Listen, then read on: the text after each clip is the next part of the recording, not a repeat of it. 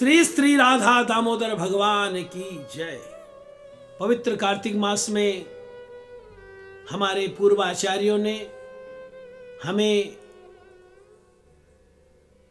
ये समझाने की कोशिश करी, हमारा पथ प्रदर्शन करने की कोशिश करी, जो तुम साधना कर रहे हो इसका साध्य क्या है, जो तुम भजन कर रहे हो इसका लक्ष्य क्या है, जो तुम ये आराधना कर रहे हो कहां पर पहुंचना है, तुमको जहां पहुंचना है, जिस गोलोक धाम में पहुंचना है वहां पर क्या क्या लीलाएं होती हैं, एक झलक दिखाई है उन्होंने। और तीसरे याम कीर्तन में जो भगवान की लीला है उसको स्मरण करने से पहले हमारे आचार्यगण हमें सिखाते हैं कि जिस हरिनाम के द्वारा आपने वहां पर पहुंचना है उस हरिनाम को करने की योग्यता क्या होनी चाहिए। हमारे चैतन्य महाप्रभु जी राय रामानंद को कहते हैं, सुनो राय रामानंद, जे रूपे लोइले नाम प्रेम उपजाए, तार लखन श्लोक सुनो स्वरूप राम राय। हे रामानंद राय, हे स्वरूप दामोदर, मैं तुमको वो बात बताने जा रहा हूं जिसको सुनकर तुमको ये पता लगेगा कि हरिनाम करने के लिए कौन कौन सी योग्यता होनी चाहिए। हरिनाम तो करने से कोई दो राय नहीं है, लेकिन जे रूपे ले लेना, जिस तरह से हरिनाम लेने से भगवत प्रेम मिलेगा वो बात मैं बताने जा रहा हूं। हमारे श्री कृष्णदास कविराज गोस्वामी जी ने उसको चैतन्य चरितामृत में बड़ा विस्तृत वर्णन किया, किस तरह से हरिनाम लेना चाहिए। और हमारे शिला भक्ति विनोद ठाकुर जी ने उसको इस तरह से लिखा, श्री कृष्ण कीर्तन यदि मानस तोहार, परम जतन तही लभ अधिकार। अगर श्री कृष्ण कीर्तन करने की तुम्हारी इच्छा है तब बड़े यत्न के साथ पहले अधिकार प्राप्त करो। अच्छा, क्या क्या योग्यता होनी चाहिए? हमारे श्री चैतन्य महाप्रभु कहते हैं, तृणादपि सुनीचेन, हम्बलनेस होनी चाहिए। ये पहला, घमंड नहीं होना चाहिए। अगर घमंड है तो भगवान से कोसों दूर, शुद्ध भक्ति से कोसों दूर। आप हम्बलनेस होनी चाहिए। तृण माने घास, घास जमीन पर होती है। तृणाद अपि, वृक्ष, वो जो घास है घास से भी ज्यादा, मतलब घास के अंदर भी एक अभिमान होता है, मैं दुनिया की घास हूं, मैं ताकतवर नहीं हूं लेकिन घास हूं। जब कोई उसके ऊपर पैर रखता है ना वो दब तो जाती है, लेकिन जब वो आगे चले जाता वो भी सिर उठाकर देखते कि मेरे ऊपर किसने पैर रखा था, एक अभिमान। चैतन्य महाप्रभु समझाना चाहते हैं ये घमंड भी नहीं होना चाहिए, यानी कि मैं दुनिया की घास हूं या दुनिया का बहुत बड़ा पेड़ हूं, ये कोई घमंड नहीं। क्या होना चाहिए? हम्बलनेस से, मैं श्री कृष्ण के दासों का दास हूं। और सहनशीलता होनी चाहिए, वृक्ष से भी ज्यादा। तरोरपि सहिष्णुना, अगर सहनशीलता नहीं, हम अपने परिवार में नहीं रह सकते, हम संस्था में नहीं रह सकते ठीक तरह से। भगवत भक्ति में हरिनाम की योग्यता नहीं आएगी, सहनशीलता बढ़ानी पड़ेगी। और तीसरा, अमानिना, मान सम्मान के लिए पागलपन नहीं होना चाहिए। और चौथा है मान देना, दूसरों को सम्मान दे। हमारे श्री कृष्णदास कविराज गोस्वामी जी ने जो चैतन्य चरितामृत में राय रामानंद स्वरूप दामोदर चैतन्य महाप्रभु की चर्चा लिखी, उसमें उन्होंने लिखा, वृक्ष को काटें,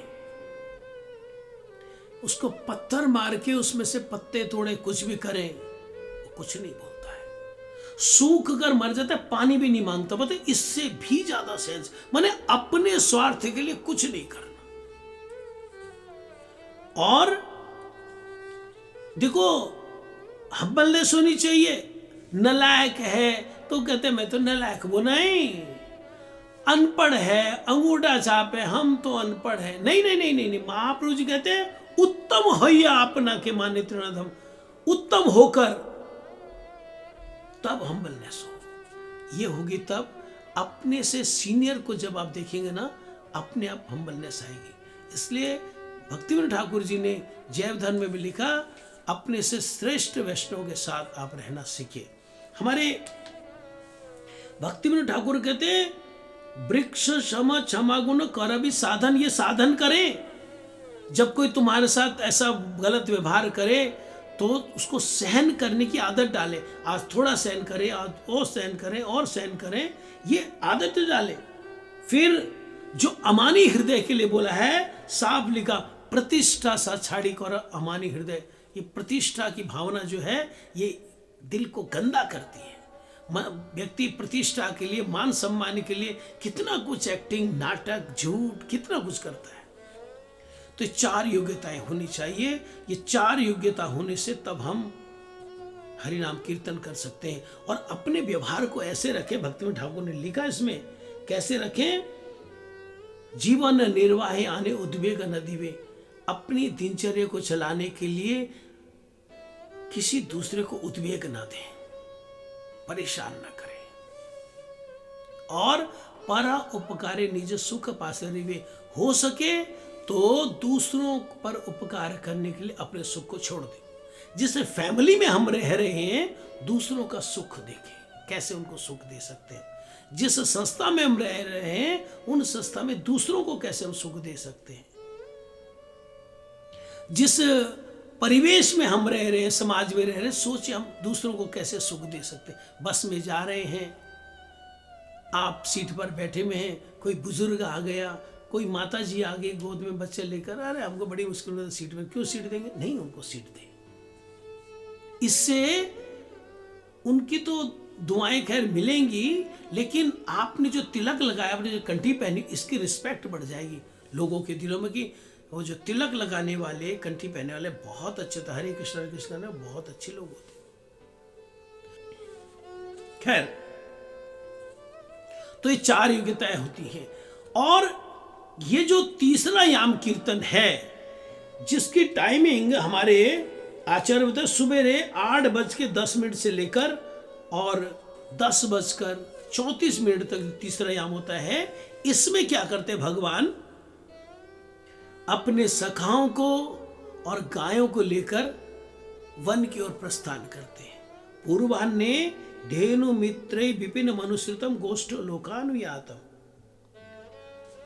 अक्सर ऐसा होता है कि सुबह के टाइम में भगवान कृष्ण अपने सखाओं को लेकर आगे आगे चलते हैं और गायें, बछड़े सब उनके पीछे पीछे चलते चल जाते हैं। शाम को क्योंकि गायों ने वापस घर आना है, सुबह तो पता नहीं जाना कहाँ है, शाम को वापस घर आना है, इसलिए आगे गाय और बछड़े चलते हैं, पीछे कृष्ण आते। इसलिए जब शाम को पहुंचते हैं कृष्ण, पूरा शरीर धूल धूसरित होता है, क्योंकि गाय आगे चलती है, उनके चरणों के खुरों से जो धूल सब कृष्ण के ऊपर जाती है। सुबह इस तरह से भगवान गोचारण के लीला के लिए जाते हैं। और राधा जी की लीला ये है कि राधा जी अपने घर के काम इत्यादि, कार्य इत्यादि करके अपनी जो उनकी सास है जटिला और उनकी जो ननद है कुटिला, उनसे परमिशन ली थी कि मैं सूर्य पूजा करने के लिए जाऊं, क्योंकि गृहस्थी लोग सूर्य पूजा करते हैं,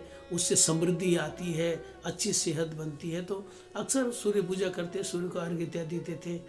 तो राधा जी इसलिए बोलती है कि मुझे मना नहीं करेंगे। और राधा जी सूर्य पूजा के बहाने राधा कुंड में श्री कृष्ण के दर्शन करने के लिए जाती हैं, श्री कृष्ण सेवा के लिए जाती हैं। तो एक दिन समय पाकर जटिला कुटिला राधा जी के पीछे पीछे पीछे पीछे उनको फॉलो करती हैं। ये सचमुच ऐसा है कि नहीं? और भगवान कृष्ण अंतर्यामी हैं। उन्होंने उस दिन क्या किया, एक बड़े से वृक्ष के नीचे बड़ा तेजयान सूर्य, जैसे सूर्य देव का रूप धारण किया और मधुमंगल को बोला, मधुमंगल तू जरा मेरी आरती कर। इतने में राधा जी और उनकी सारी सखी आती हैं, उनको भी श्री कृष्ण इशारे से करते हैं कि तुम पूजा करो। वो पूजा वगैरह अर्चना करती हैं और आरती वगैरह करती हैं।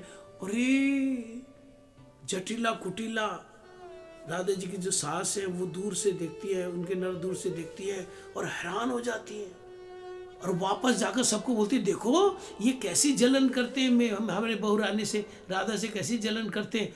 अरे ऐसा कभी होता है? लोग सब ऐसे पूजा करके आ जाते हैं। हमारी बहू रानी जब पूजा कर रही थी, साक्षात सूर्य देव उतर कर वहाँ पर आए हुए थे और उनकी सेवा ग्रहण कर रहे थे। तो खैर इस तरह से सूर्य पूजा के लिए राधा जी निकलती है अपने घर से और राधा कुंड में आती हैं। और राधा कुंड में वहाँ पे श्री कृष्ण से उनकी भेंट होती है। इधर श्री कृष्ण जो है गाय बछड़ों को लेकर चले जाते हैं। चले जाने के बाद वो उनको भी याद आता है कि राधा जी उधर राधा कुंड में आ गए होंगे, वो सखाओं से, बलराम से कि मेरा कुछ जरूरी काम है, मैं थोड़ा जा रहा हूँ, वहाँ से निकल आते। ये तीसरे याम की लीला है। चौथे याम की लीला हम कल उसका आस्वादन करेंगे। हरे कृष्ण।